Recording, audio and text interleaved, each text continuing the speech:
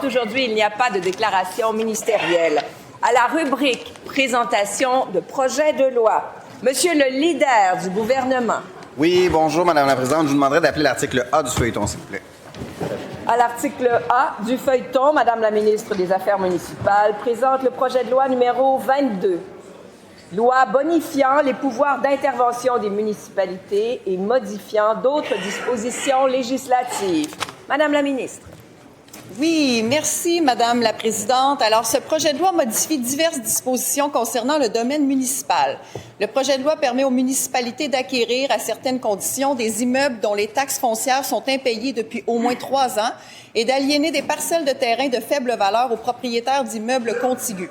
Il élargit également le pouvoir des municipalités d'acquérir ou de construire des immeubles dans le but de les louer et ajuste les règles de publicité relatives aux biens loués ou aliénés. Le projet de loi précise le contenu d'un règlement de construction que peut adopter une municipalité, notamment à l'égard de l'efficacité énergétique des bâtiments. Le projet de loi abolit l'exemption de taxes foncières municipales et scolaires dont bénéficient certains presbytères et introduit une exonération du droit de mutation applicable à certains transferts d'immeubles faits entre copropriétaires indivis. Le projet de loi uniformise certaines dispositions concernant les pouvoirs des directeurs généraux des municipalités et la convocation des séances d'un conseil municipal. Le projet de loi apporte divers ajustements aux règles procédurales concernant les emprunts municipaux, la préparation du rôle général de perception et la délégation de certaines fonctions au comité exécutif d'une municipalité. Il retire le montant maximal applicable aux sommes qui peuvent être affectées par une municipalité à une réserve financière.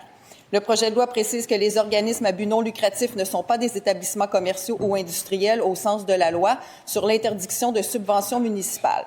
Le projet de loi contient d'autres mesures qui s'appliquent uniquement à la Ville de Montréal ou à la Ville de Québec. Merci. Bravo. Bravo.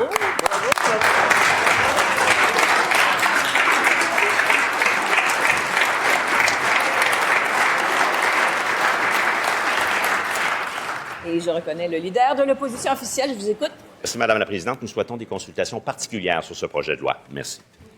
Et est-ce que l'Assemblée accepte d'être saisie de ce projet de loi?